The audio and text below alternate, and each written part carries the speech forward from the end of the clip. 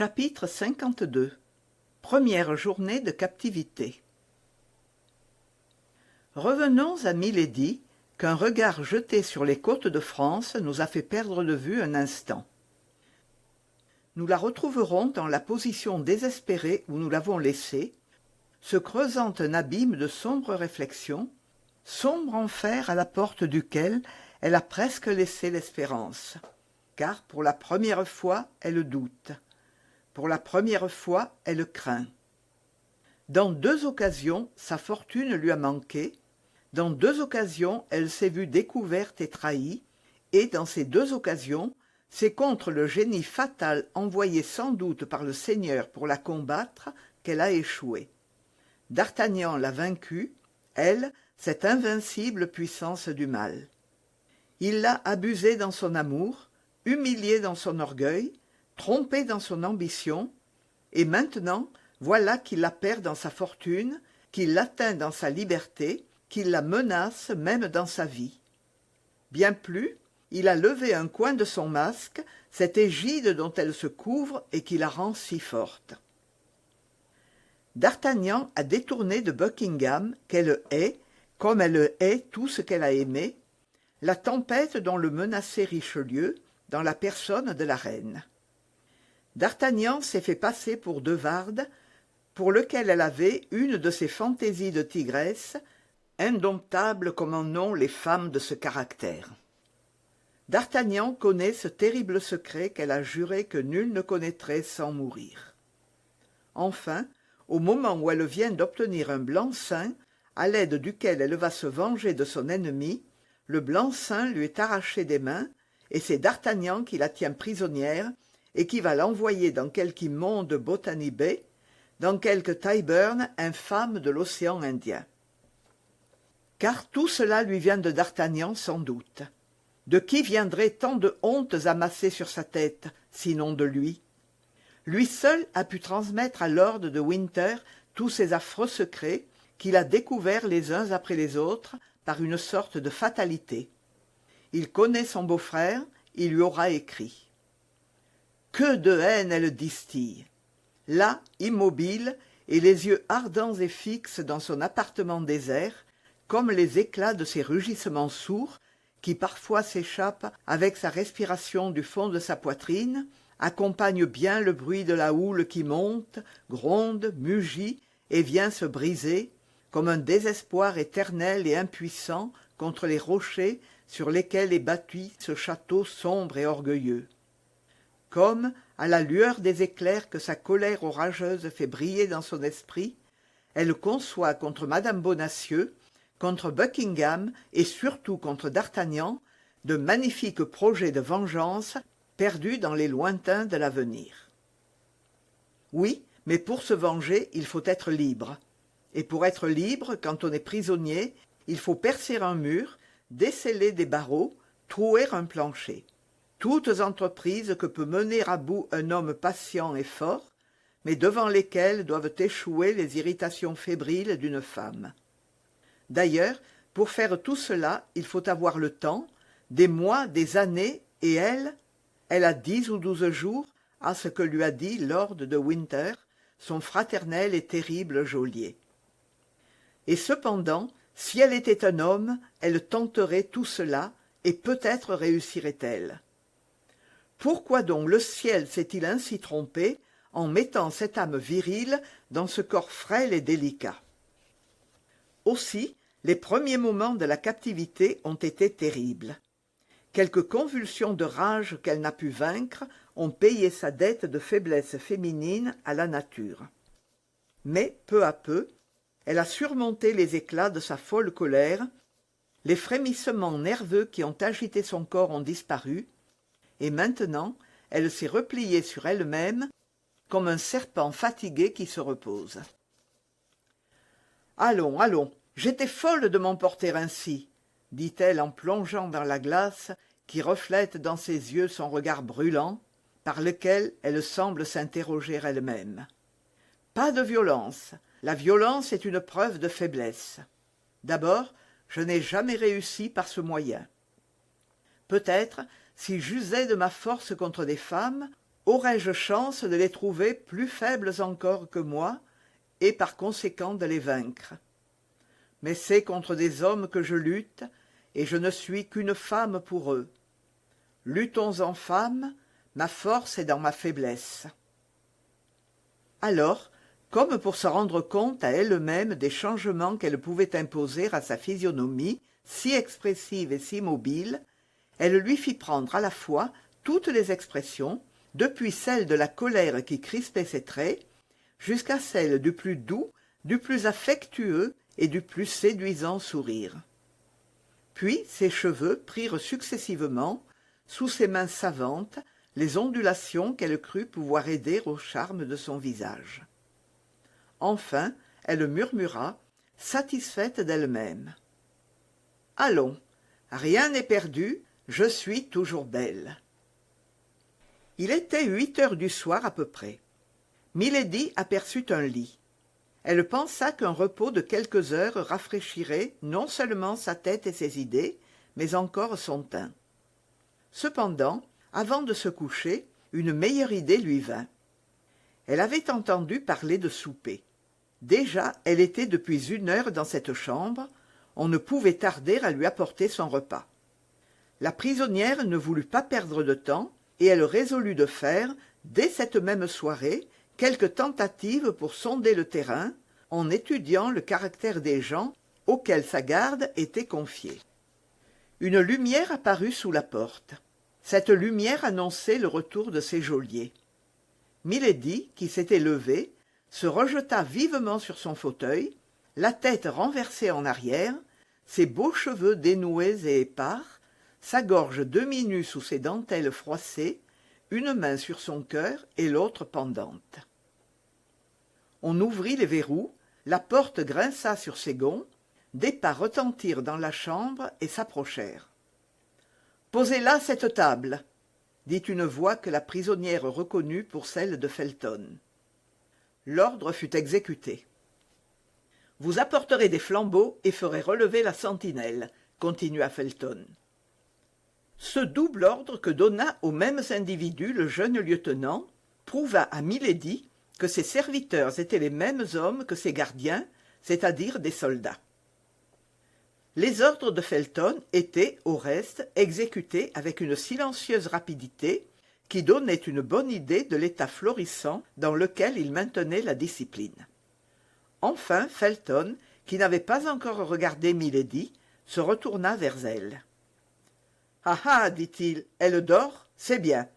À son réveil, elle soupera. » Et il fit quelques pas pour sortir.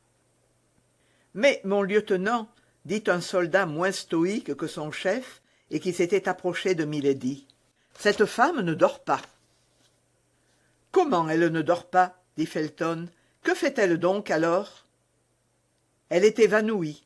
Son visage est très pâle, et j'ai beau écouter, je n'entends pas sa respiration. »« Vous avez raison, » dit Felton, après avoir regardé Milady de la place où il se trouvait, sans faire un pas vers elle. « Allez prévenir lord de Winter que sa prisonnière est évanouie, car je ne sais que faire, le cas n'ayant pas été prévu. » Le soldat sortit pour obéir aux ordres de son officier. Felton s'assit sur un fauteuil qui se trouvait par hasard près de la porte et attendit sans dire une parole, sans faire un geste. Milady possédait ce grand art, tant étudié par les femmes, de voir à travers ses longs cils sans avoir l'air d'ouvrir les paupières. Elle aperçut Felton qui lui tournait le dos, elle continua de le regarder pendant 10 minutes à peu près, et pendant ces 10 minutes, l'impassible gardien ne se retourna pas une seule fois.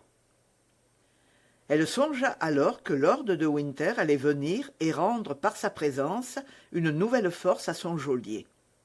Sa première épreuve était perdue, elle en prit son parti en femme qui compte sur ses ressources. En conséquence, elle leva la tête, ouvrit les yeux et soupira faiblement. À ce soupir, Felton se retourna enfin. « Ah, vous voici réveillée, madame, dit-il. Je n'ai donc plus à faire ici. Si vous avez besoin de quelque chose, vous appellerez. »« Oh, mon Dieu, que j'ai souffert ! murmura Milady, avec cette voix harmonieuse qui, pareille à celle des enchanteresses antiques, charmait tous ceux qu'elle voulait perdre. Et elle prit, en se redressant sur son fauteuil, une position plus gracieuse et plus abandonnée encore que celle qu'elle avait lorsqu'elle était couchée. Felton se leva. « Vous serez servie ainsi 3 fois par jour, madame, dit-il.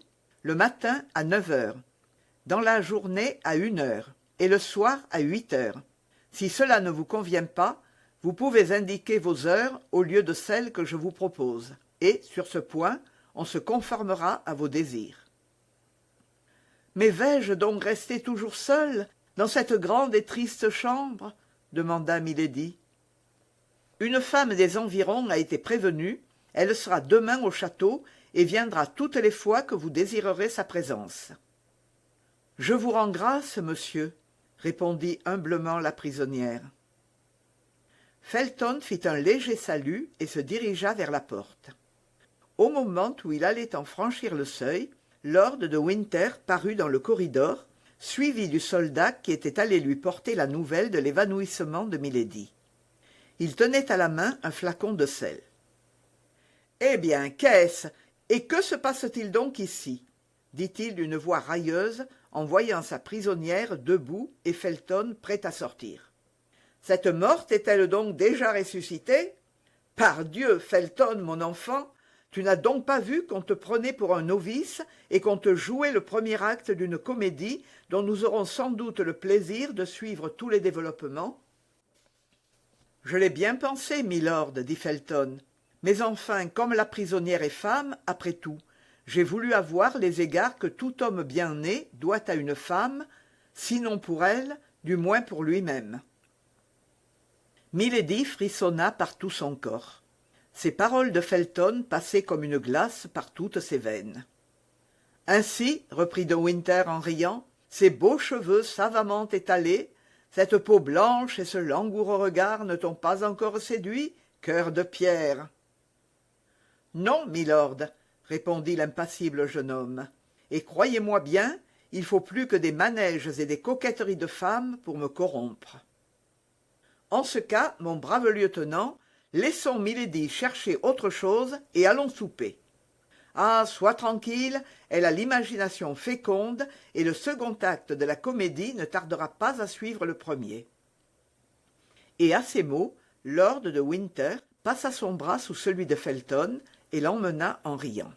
« Oh, je trouverai bien ce qu'il te faut, » murmura Milady entre ses dents. « Sois tranquille, pauvre moine manqué, pauvre soldat converti, qui t'est taillé ton uniforme dans un froc. »« À propos, » reprit de Winter, en s'arrêtant sur le seuil de la porte, « il ne faut pas, Milady, que cet échec vous ôte l'appétit. Tâtez de ce poulet et de ces poissons que je n'ai pas fait empoisonner sur l'honneur. Je m'accommode assez de mon cuisinier, et comme il ne doit pas hériter de moi, j'ai en lui pleine et entière confiance. Faites comme moi. Adieu, chère sœur, à votre prochain évanouissement. » C'était tout ce que pouvait supporter Milady. Ses mains se crispèrent sur son fauteuil, ses dents grincèrent sourdement, ses yeux suivirent le mouvement de la porte qui se fermait derrière Lord de Winter et Felton. Et, lorsqu'elle se vit seule, une nouvelle crise de désespoir la prit. Elle jeta les yeux sur la table, vit briller un couteau, s'élança et le saisit. Mais son désappointement fut cruel. La lame en était ronde et d'argent flexible. Un éclat de rire retentit derrière la porte mal fermée, et la porte se rouvrit. « Ah ah !» s'écria Lord de Winter. « Ah ah ! Vois-tu bien, mon brave Felton? Vois-tu ce que je t'avais dit? Ce couteau, c'était pour toi. Mon enfant, elle t'aurait tué. Vois-tu, c'est un de ses travers, de se débarrasser ainsi, d'une façon ou de l'autre, des gens qui la gênent. Si je t'eusse écouté, le couteau eût été pointu et d'acier. Alors, plus de Felton. Elle t'aurait égorgé, et après toi, tout le monde. Vois donc, John, comme elle sait bien tenir son couteau. » En effet, Milady tenait encore l'arme offensive dans sa main crispée, mais ces derniers mots, cette suprême insulte, détendirent ses mains, ses forces et jusqu'à sa volonté. Le couteau tomba par terre. « Vous avez raison, milord, » dit Felton avec un accent de profond dégoût qui retentit jusqu'au fond du cœur de milady. « Vous avez raison, et c'est moi qui avais tort. » Et tous deux sortirent de nouveau. Mais cette fois, milady prêta une oreille plus attentive que la première fois, et elle entendit leurs pas s'éloigner et s'éteindre dans le fond du corridor. « Je suis perdue, murmura-t-elle. Me voilà au pouvoir de gens sur lesquels je n'aurai pas plus de prise que sur des statues de bronze ou de granit. Ils me savent par cœur et sont cuirassés contre toutes mes armes. Il est cependant impossible que cela finisse comme ils l'ont décidé. » En effet, comme l'indiquait cette dernière réflexion, ce retour instinctif à l'espérance, dans cette âme profonde, la crainte et les sentiments faibles ne surnageaient pas longtemps. Milady se mit à table, mangea de plusieurs mets, but un peu de vin d'Espagne et sentit revenir toute sa résolution. Avant de se coucher, elle avait déjà commenté, analysé, retourné sur toutes leurs faces, examiné sous tous les points, les paroles, les pas, les gestes, les signes et jusqu'au silence de ces geôliers, et de cette étude profonde, habile et savante, il était résulté que Felton était, à tout prendre, le plus vulnérable de ses deux persécuteurs. Un mot surtout revenait à l'esprit de la prisonnière. « Si je t'eusse écouté, » avait dit lord de Winter à Felton. Donc Felton avait parlé en sa faveur, puisque lord de Winter n'avait pas voulu écouter Felton. « Faible ou forte, répétait milady, cet homme a donc une lueur de pitié dans son âme. De cette lueur, je ferai un incendie qui le dévorera. Quant à l'autre, il me connaît, il me craint, et sait ce qu'il a à attendre de moi si jamais je m'échappe de ses mains, il est donc inutile de rien tenter sur lui. Mais Felton, c'est autre chose. C'est un jeune homme naïf, pur et qui semble vertueux. Celui-là, il y a moyen de le perdre. » Et milady se coucha et s'endormit, le sourire sur les lèvres. Quelqu'un qui l'eût vue dormant eût dit une jeune fille rêvant à la couronne de fleurs qu'elle devait mettre sur son front à la prochaine fête.